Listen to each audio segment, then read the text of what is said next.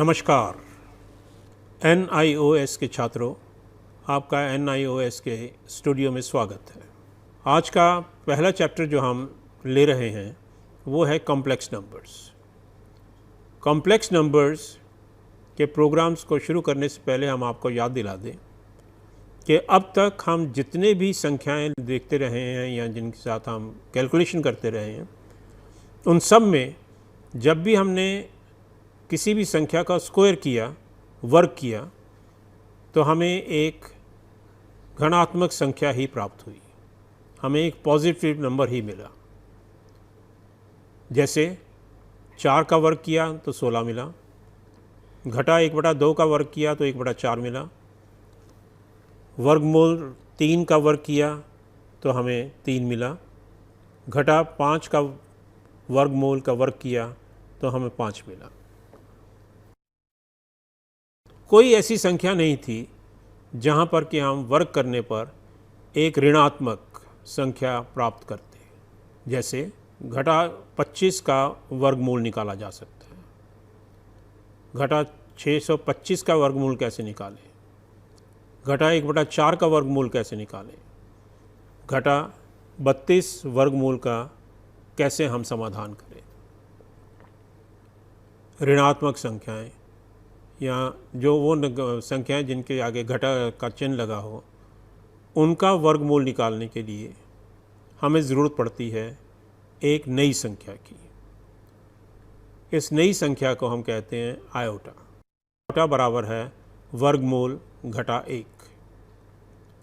तो आयोटा को अगर हम वर्ग करें तो हमें मिलेगा घटा 1 के वर्गमूल का वर्ग, यानी घटा 1। ये मिली हमें नई संख्या। इस नई संख्या के आधार पर हम कुछ संख्याओं का रचना करेंगे और उससे हम पढ़ेंगे कॉम्प्लेक्स नंबर्स आगे चल के। पर पहले एक चर्चा करें हम। आयोटा का वर्ग बराबर हुआ, आयोटा का मान हमने आपको बताया वर्गमूल ऋणात्मक 1, इसका वर्ग। तो क्या इसके वर्ग को मैं लिख सकता हूँ वर्गमूल घटा 1 का वर्ग? अब घटा 1 का वर्ग तो हो जाएगा 1 और 1 का वर्गमूल हो जाएगा 1। तो क्या मैं ये कहूँ कि आयोटा का वर्ग 1 के बराबर है? ये सही नहीं है, ये हम नहीं कर सकते। जब हम दो संख्याएं किसी वर्गमूल के साइन के चिन्ह के अंदर हम देखते हैं तो उनको हम गुना तभी कर सकते हैं यदि उन दोनों संख्याओं में से कम एक संख्या घनात्मक हो। अब जैसे वर्गमूल a गुना वर्गमूल b, इसको हम लिख सकते हैं वर्गमूल ab। वर्गमूल घटा a को अगर हम गुना करें वर्गमूल b से तो हम लिख सकते हैं वर्गमूल घटा ab। और घटा ए बी को हम लिख सकते हैं घटा 1 गुना ए बी वर्गमूल चिन्ह के नीचे।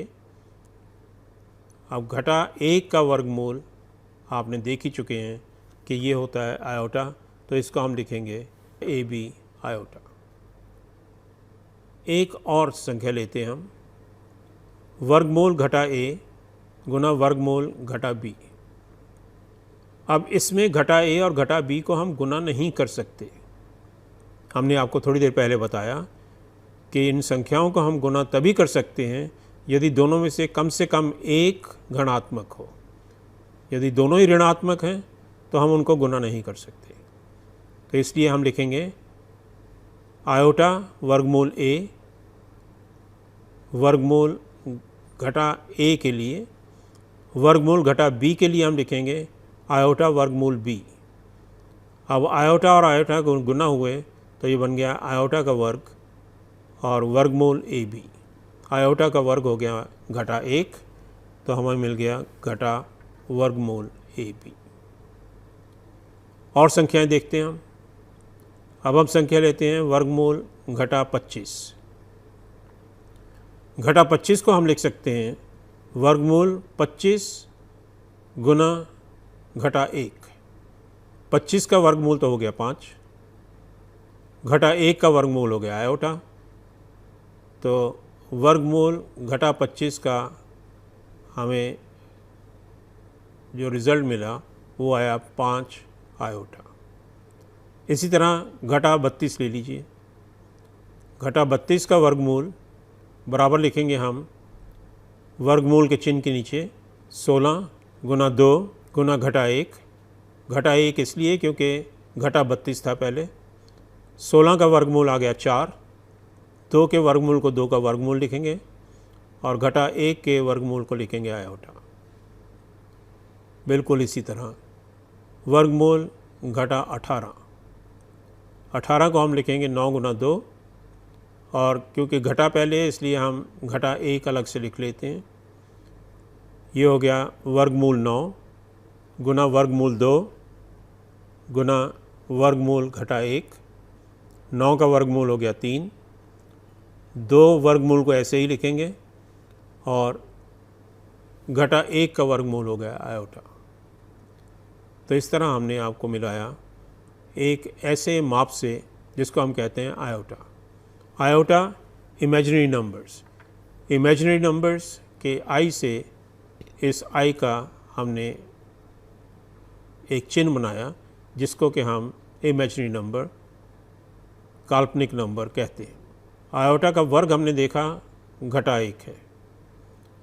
अब हम देखते हैं कि आयोटा की शक्ति जब हम 3 बनाते हैं तो हमें क्या मिलता है।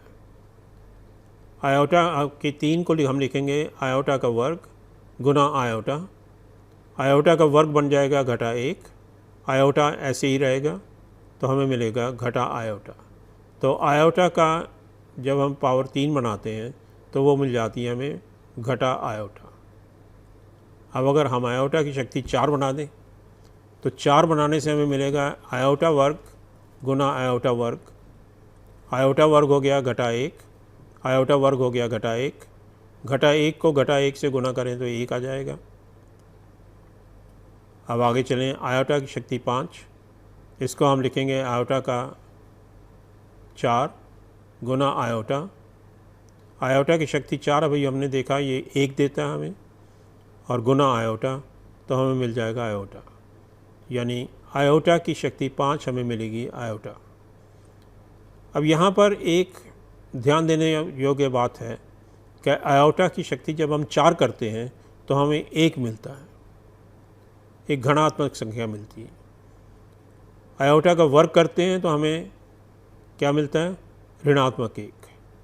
अब इसी चीज़ को ध्यान में रखते हुए आप किसी भी आयोटा की शक्ति को आयोटा में बदल सकते हैं। जैसे आयोटा की शक्ति ली हमने 34, 34 को हम लिखेंगे 8 गुना 4 जमा 2। 8 गुना 4 को हम लिखेंगे आयोटा की शक्ति 4 की शक्ति 8, यानी कि इसमें योग हुआ है 2 तो इसको लिखेंगे हम गुना आयोटा का वर्ग। आयोटा की शक्ति 4 हो गया 1, 1 की शक्ति ली 8 तो हो गया 1। आयोटा की शक्ति ली 2, आयोटा का वर्ग लिया तो घटा 1 आया। तो आयोटा की शक्ति 34 हमें देगी घटा 1। तो इस तरह आज के प्रोग्राम में हमने आपको दिखाया कि कैसे इमेजिनरी नंबर्स बनते हैं